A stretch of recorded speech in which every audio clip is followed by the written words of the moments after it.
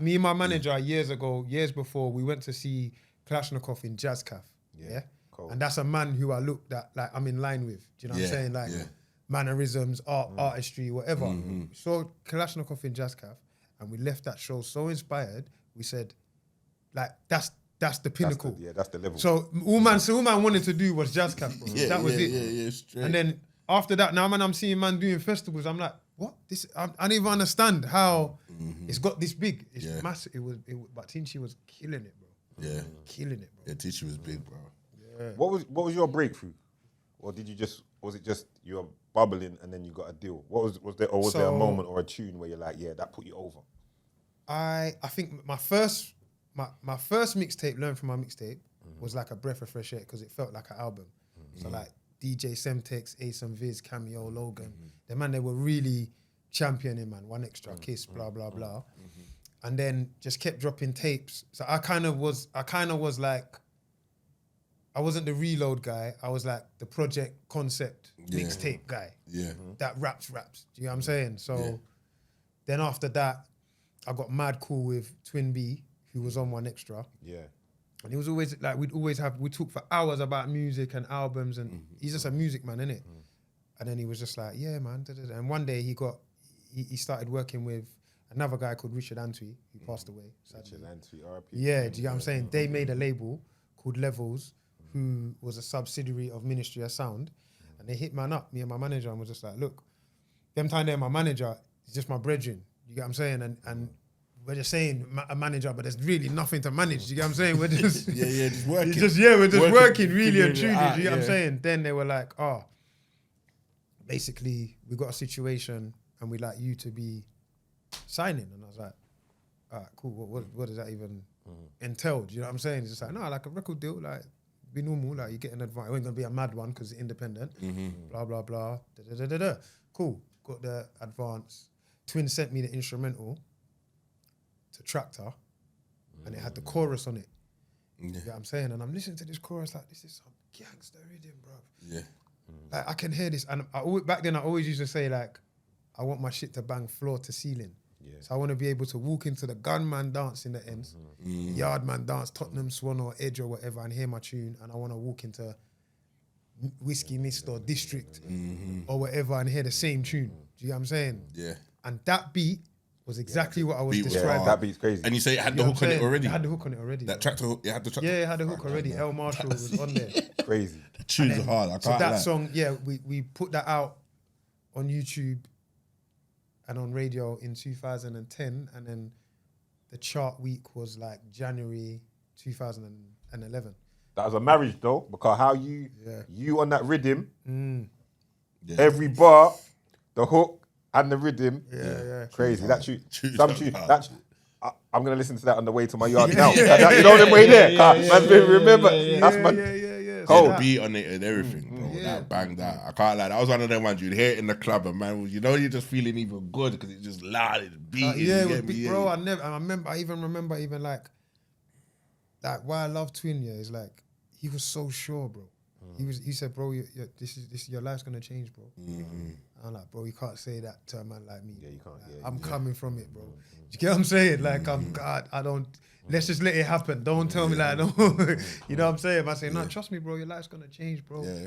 Your life's gonna change, and bro, since that, I ain't looked back.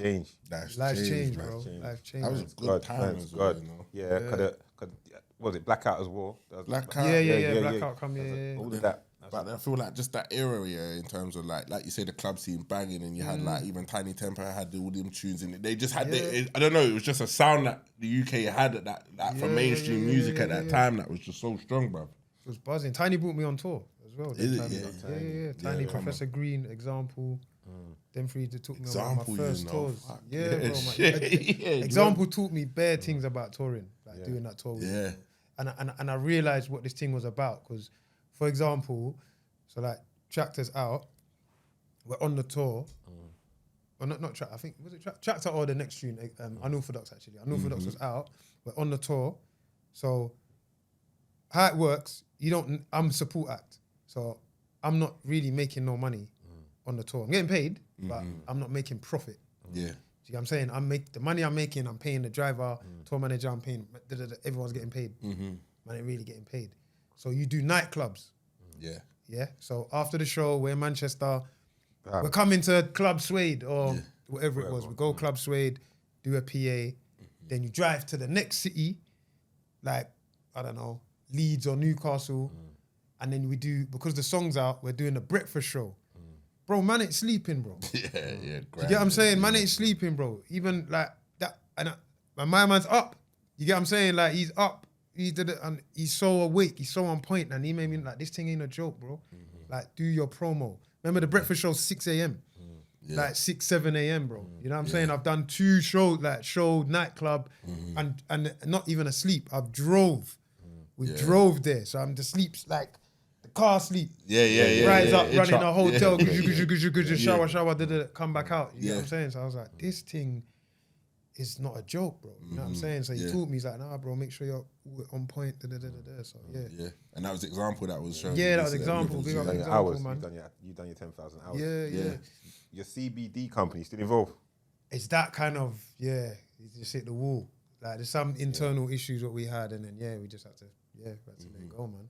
It goes like that sometimes. Not everything's gonna run smooth, and not everything's trial and error, man. Trial and error at times, bro. Exactly. I think that's probably actually the first time I've said it. You know, like, it's so mad, because you know, like, how we grow, it's like you feel so proud that if something goes wrong, you don't ever even wanna. I didn't even ever mention it. It's just like it's things. It's not happening, and then the shops are closed. Like, people are saying when people are asking me how come the shops closed, I'm telling them like but I ain't come out and bro, that's the thing. You can say it because look how much other people, all kind of business. Today I went to buy something, and I said, is the shop down there still open? It's a big store. And they were like, nah, they've closed because of the. It happens all the time to the biggest of companies. But for some reason, we feel like we can't just say. You feel shame, bro. Yeah, this one. Nah, but I say it. Entrepreneurialism. You got to roll the dice. Same thing happened with us with the B&B in Blackpool. Like, things happen, innit? Like, but at least if we didn't roll the dice on it, we would never have known